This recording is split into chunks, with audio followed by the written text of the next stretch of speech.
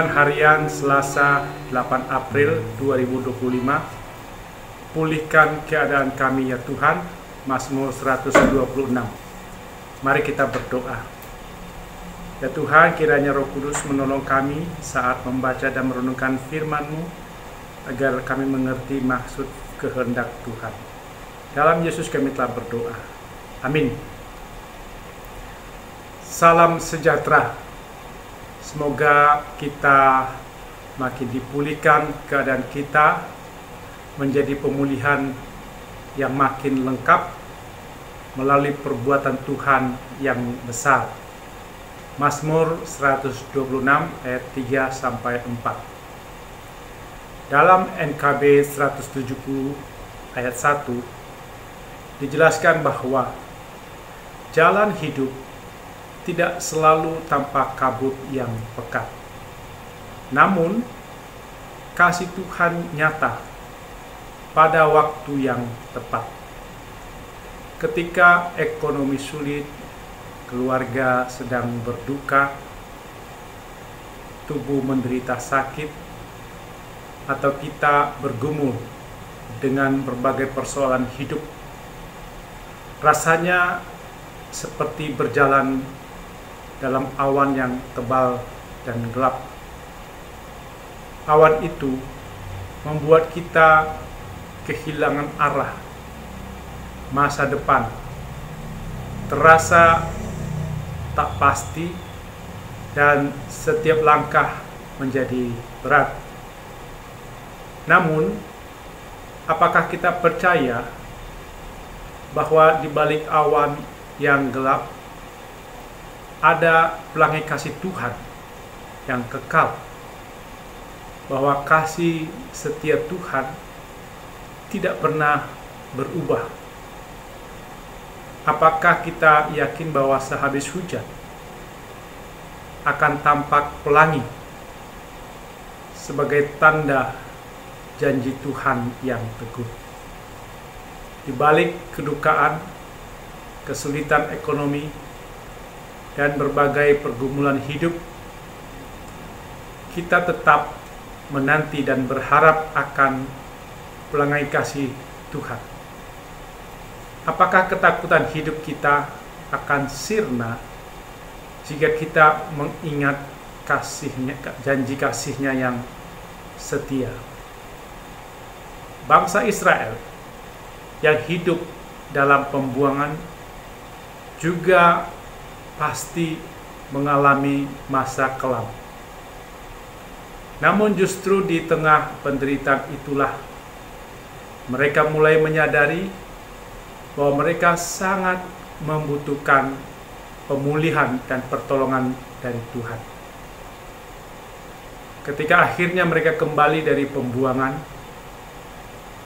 Mazmur ini salah satu dari nyanyian ziarah, menjadi pujian syukur kepada Tuhan karena ratapan telah berubah menjadi sukacita dan harapan.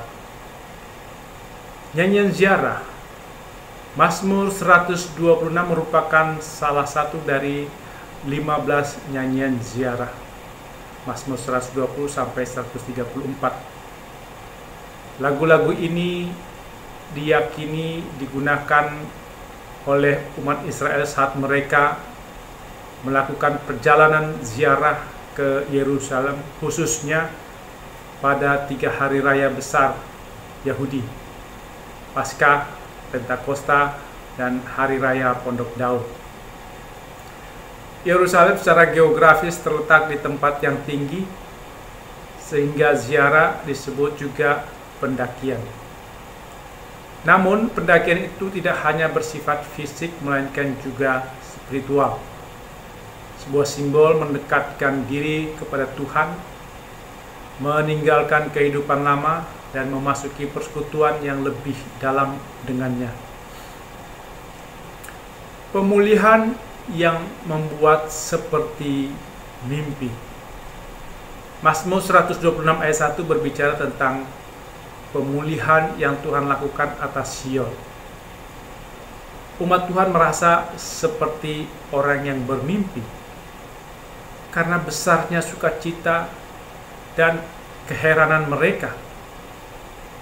Pemulihan itu bisa merujuk pada kembalinya mereka dari pembuangan di Babel atau tindakan penyelamatan besar lainnya oleh Tuhan.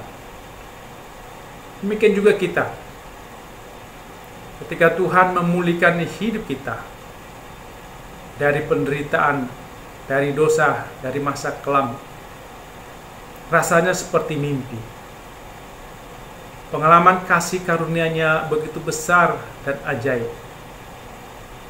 Ayat ini mengingatkan kita untuk selalu mengingat karya pemulihan Tuhan di masa lalu, agar kita tetap memiliki pengharapan di masa kini dan masa depan.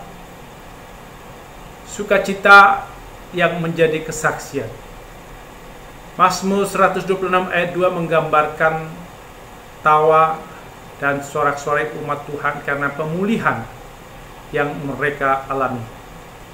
Bahkan bangsa-bangsa lain mengakui bahwa Tuhan telah melakukan hal besar bagi mereka. Ketika Tuhan memulihkan dan memberkati hidup kita, sukacita seharusnya menjadi kesaksian yang hidup bagi orang lain. Sukacita kita bukan untuk disimpan sendiri, tetapi untuk dibagikan dalam hidup yang penuh damai dan syukur. Dunia dapat melihat Kristus melalui kita. Mazmur 126 berkata, Tuhan telah melakukan perkara besar kepada kita, maka kita bersukacita. Ini adalah pengakuan iman dan rasa syukur yang lahir dari hati yang mengenal karya Tuhan. Sukacita ini bukan emosi sesaat, melainkan respon dari hati yang menyadari bahwa semuanya adalah karena Tuhan. Kita diajak untuk merenungkan kembali karya Tuhan dalam hidup kita dan tetap bersyukur meskipun situasi belum berubah total. Kita masih membutuhkan pemulihan. Mengapa setelah mengalami pemulihan, umat Israel masih memohon pemulihan lagi? Karena hidup ini tidak pernah sepenuhnya sempurna. Selalu ada bagian-bagian dari diri, keluarga, masyarakat, dan dunia yang masih perlu dipulihkan oleh Tuhan. Kita butuh pemulihan setiap hari sampai kita sepenuhnya masuk dalam kerajaan Allah. Pemulihan dari Tuhan digambarkan seperti sungai di tanah yang kering, tiba-tiba dialiri air deras. Kita sudah pernah ditolong Tuhan, tetapi ada bagian hidup kita yang masih kering dan belum selesai. Maka kita berdoa, Tuhan, Engkau sudah menolong kami dahulu, pulihkan kami lagi, lebih dalam, lebih luas, lebih lengkap. Menabur dalam air mata, menuai dalam sorak-sorai.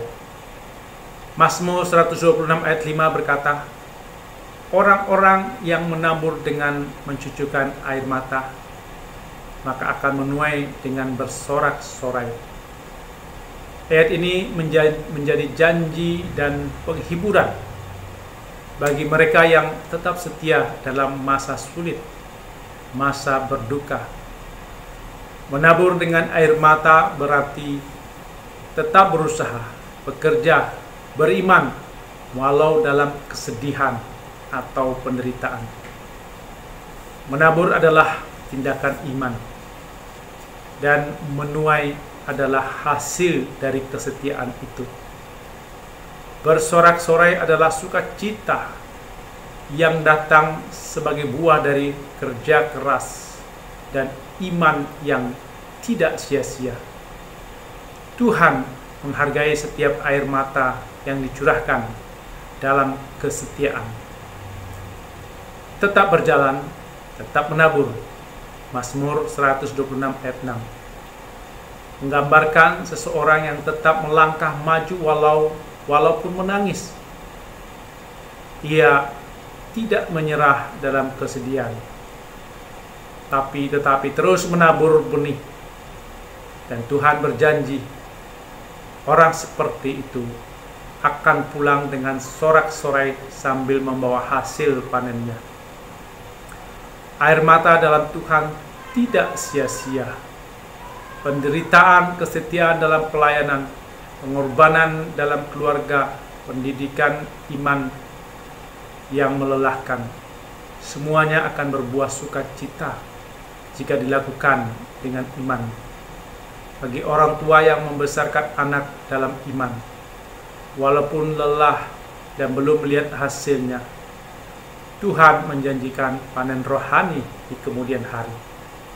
Bagi para pelayan Tuhan dan semua yang menabur firman di tengah tantangan, Tuhan akan mengubah tangis menjadi sukacita.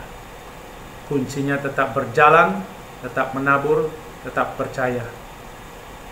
Tuhan menolong kita, membangunkan iman, memulihkan kasih yang remuk. Tuhan mengubah hati kita, dan Tuhan membentuk kita. Seperti lirik PKJ 282 ayat 1. Tuhan tolonglah, bangunkan iman, pulihkanlah kasih yang remuk.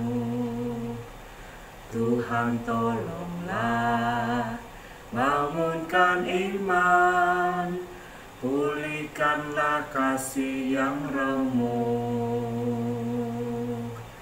Ubahlah hatiku, jamahlah diriku, biar di tangan-Mu berbentuk. Tuhan tolonglah, bangunkan iman, pulihkanlah kasih yang remuk. Amin. Mari kita berdoa. Ya Tuhan, pulihkan keadaan kami menjadi pemulihan yang makin lengkap melalui perbuatan Tuhan yang besar. Dalam nama Yesus kami berdoa. Amin.